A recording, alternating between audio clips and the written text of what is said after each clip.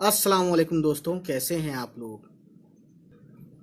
तो गाइस, आज की गज़ल है you know that very well. ये है गज़ल, ठीक है। और दो यानी कि नासिर काज़मी साहब की जो गज़ल मैंने पिछली बार पढ़ी थी, हो सकता है अगर आपने वो वीडियो ना देखी हो तो प्लीज़ देख लीजिएगा, ठीक है। अब बात करते हैं इसकी। पहले इसको पढ़ेंगे, उसके बाद इसका हार्ड वर्ड जो भी होगा इसका मीनिंग बताने की पूरी पूरी कोशिश कीजिए, ठीक है।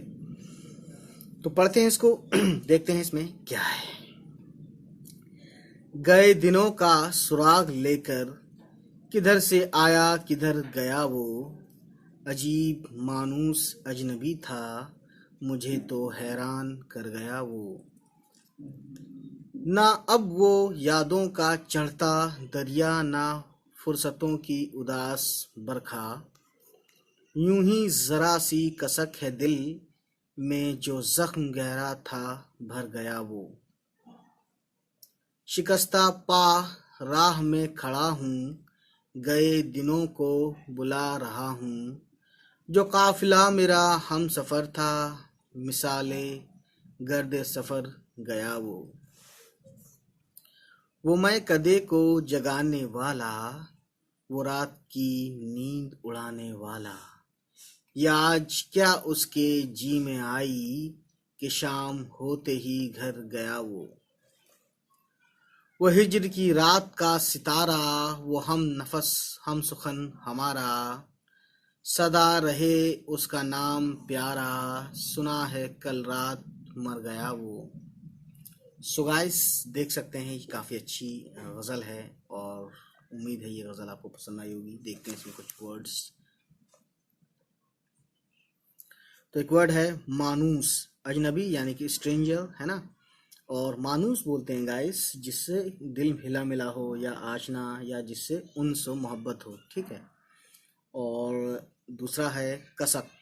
कसक का मतलब होता है गाइस टीस, यानी कि हल्का हल्का दर्द या चुभन या खलिश, ठीक है।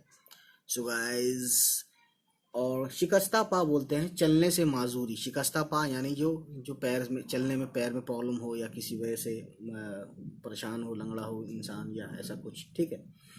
और बेबसी का भी मतलब है शिकस्ता पा यानी बेबसी, है ना। सो राह मतलब रास्ता, और काफिला बोलते हैं जब कुछ लोग एक साथ चल रहे होते हैं किसी सफ़र में, ठीक है। तो एक लोगों का झुंड होता है, उसे बोलते हैं काफिला, ठीक है ना। सफ़र तो जानते हैं, सफ़र यानी उर्दू में सफ़र का मतलब है, हिंदी में यात्रा इसका इसके लिए वर्ड है ना। और इंग्लिश में सफ़र बोलते हैं तो उसको मतलब होता है सफ़र यानी परेशान होना, SUFFER। तो उर्दू का सफ़र अलग होता है और इंग्लिश का सफ़र अलग होता है, ठीक है। बहरहाल, मैं कदे यानी कि शराब खाने को मैं कदे बोलते हैं, ठीक है। और इसमें जो है हिज्र यानी कि जुदाई, ठीक है ना। हिज्र यानी कि जुदाई, जुदा होना, किसी से दूर होना, ठीक है। हम नफस बोलते हैं यानी जो हमारा हमनशी है, हमारा दोस्त है ना, उसे बोलते हैं। हम सुखन यानी जो हमारी ही ज़बान बोलता है, हमारी तरह बोलता है, ठीक। सदा यहाँ पे एक होता है स्वाद से सदा, तो स्वाद से सदा वाला मतलब होता है आवाज़, यहाँ पे सीन से सदा है, इसका मतलब है हमेशा, हिंदी वाला है ये, ठीक है।